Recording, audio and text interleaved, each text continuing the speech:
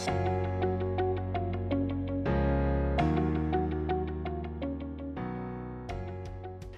guys, it's Nikki here. I'm here today to do my Book of the Month review. This month I did The House in the Cerulean Sea by TJ Klune. This came out, I think it was 2020, which is shockingly 2 years ago. And it was very, very hyped. It was just one of those really wholesome, warm, fuzzy blanket books that just came out at the right time, like socially, just with the pandemic and everything. And I've been meaning to pick it up since then, and I finally did.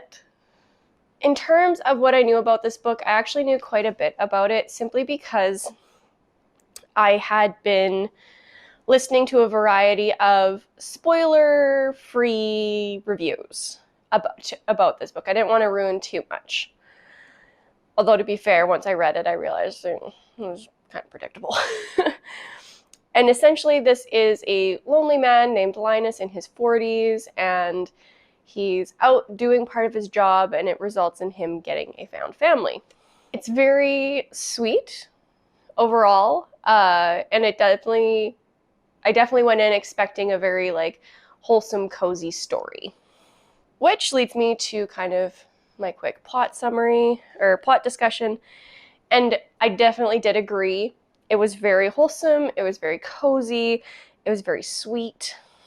At times it could be overly saccharine, but that is kind of what I went in expecting. However, something that many reviews I saw didn't really talk about, and I'm not saying all reviews are like this, but the ones I watched didn't really mention this, and it was that the story was very cliched and very predictable.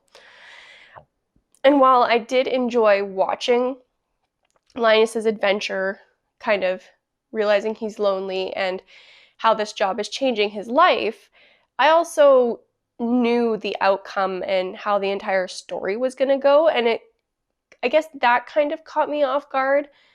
I had in my mind, for whatever reason, not saying anybody misled me, that's not it. In my mind, there was going to be a few, some of the characters were going to be a little bit less cookie cutter and have a little bit more to offer, and that wasn't necessarily what happened. Which leads me to the story progression itself. It was very steady. It was an incredibly easy read. I'd listened to about 2 hours of the audiobook while I was doing something else on my computer, and then a few days later just picked up the book and finished it. It wasn't particularly long. It was under 400 pages. And just the ease of reading for this book was very high. Because it was not an unpredictable story. You did have all those, the very typical obstacles you get with, romance and a lot of typical tropes involving found families and just kind of prejudices. And so the story progressed exactly how I expected. It wasn't clunky, it wasn't sporadic, it was just very even and very consistent. So the story itself just flowed very well because of this. There are a few parts of the story I didn't love, but that's more in characters, which I will now get to. Overall, I largely very much enjoyed the characters. I really enjoyed watching Linus at the beginning, and then while he was on this job, falling in love with these kids. I enjoyed Arthur and the role he played with these kids. I enjoyed Zoe and the role she played with the kids. And I loved the kids themselves. They were cute and fun, and the rough ages they were supposed to be really shone through in the writing. But again, as with the story, the characters themselves were sometimes very tropey and cliched. And unfortunately, while the familial and the platonic relationships I thought were really well done, I did not like the romance. The relationship itself didn't really feel organic or natural, I guess, to me.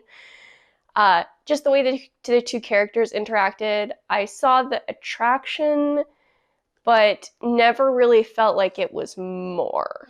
Which brings me to my likes and dislikes, we're coming back to what I just mentioned. I'm going to start with my likes, and the first is that I quite enjoyed the kids in the home. Like I mentioned, they were really great. I thought that the kind of rough ages they were given were really appropriate and really shone through and really came through with their personalities. And they were just a very interesting part of the story for me because you got to learn a little bit about them through both the files that Linus had and then Linus's interactions with them. It was very nice to see kind of the progression from the on paper knowing to the actually knowing. And as mentioned previously, I loved all of the platonic familial relationships, the kids with each other, the kids with the adults, the friendship of the adults, and the friendship of the kids and these adults with some of the people in town. And then there were dislikes, unfortunately. As mentioned, I did not like the romance. I found it very two-dimensional. It didn't feel organic. It was predictable, and I just didn't really enjoy it or believe it necessarily. It was just expected of what was going to happen with these two characters.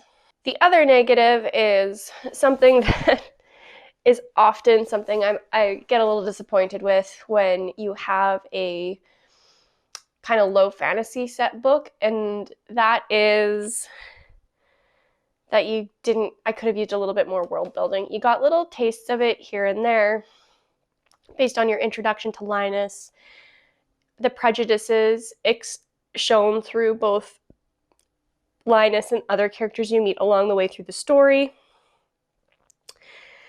And like the world was cute and sweet where we were interacting with it. You saw that there was like race issues there as well. But because of the setting, I found it pretty isolated, and I wish we had gotten a better sense of the world at large and a better sense of how the world at large was affecting this small area. And I'm not saying that we didn't get any of that. I just would have loved more of it because I think it was very integral and very important to how the rest of the story fell together. So I'm just going to jump into the wrap up here. I'm giving this book a 3.5 out of 5. I did initially kind of play with rounding it up to a 4. In fact, I did round it up to a 4 on Goodreads, but in the end, I decided 3.5 is kind of really where this needs to be because although I did really enjoy this, and overall I found the story itself was really interesting, I really did not believe or enjoy the romance enough to really knock this book up higher. And then as much as I liked it, it wasn't kind of like the 5-star engaging, like life-changing read I'd kind of hoped it would be. I did love the kids. I loved seeing them interact with all the adults, Arthur, Zoe, and Linus, and some of the people in town. And while I largely enjoyed the world that we were presented with, I wish we had just gotten more kind of it to give better context. This book is as advertised. It's gentle, it's wholesome, it's happy, and unfortunately, that's all it was. And that's part of my 3.5 instead of more, because it just didn't have an extra pop that I would have liked in terms of turning something on its head. So I'll move into my book club questions. The first is, what was your initial reaction? My initial reaction was actually quite a bit of excitement. I really enjoyed kind of meeting Linus, kind of seeing what his life was like, and then seeing how his life was slowly getting turned upside down, leading up to the inciting event. 2, what was your favorite chapter or scene? I actually really enjoyed the very first Saturday adventure that Linus and the kids at the home went on, and it was just very eye-opening in terms of Linus, in terms of the kids, in terms of the dynamics at the home. It was a very eye-opening experience for Linus and very enjoyable for me as a reader. 3, how did the characters change throughout the story? With the characters, there was a lot of personal growth, actually, both in the adults, just with prejudices being overturned and expectations being surpassed, and with the kids, many of them were kind of coming into their own or just like really embracing themselves. So there's a lot of personal growth with the characters. 4, how did you like the ending? For me, the ending was predictable and as expected, which isn't to say I didn't like it. It was what it was. It was sweet, it was wholesome, it was tidy, it wrapped everything up, and that's the kind of ending I like to see in these kinds of books. The books that are meant to be this kind of cozy, comforting read. 5, would you read another story by this author? I might. It would have to have a very similar feel to this.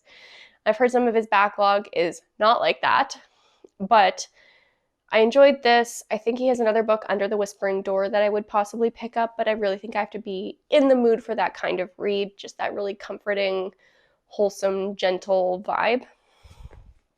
And then 6, what other books does this remind you of? In terms of tone, this actually reminds me quite a bit of some of Becky Chambers' writing, just in how gentle and wholesome and like found it is, just especially with the found family vibes. And then in terms of content, I actually think this is very similar to Miss Peregrine's Home for Peculiar Children. And it's a different tone. Like Miss Peregrine's is a little bit darker, and I would say a lot more middle grade. The content is very similar. It's a home with these peculiar children who have these powers, and your main character that you are kind of following is developing relationships and kind of having their expectations blown away. And so even though the vibe is completely different, if the home and the kids are the part you liked about this story, that might be an option for you. And with that, I'm going to leave you here. That's all. I will hopefully see you in another couple of days with my March to TBR video with a little bit of February wrap up. But otherwise, I'll just see you in the next video. Peace.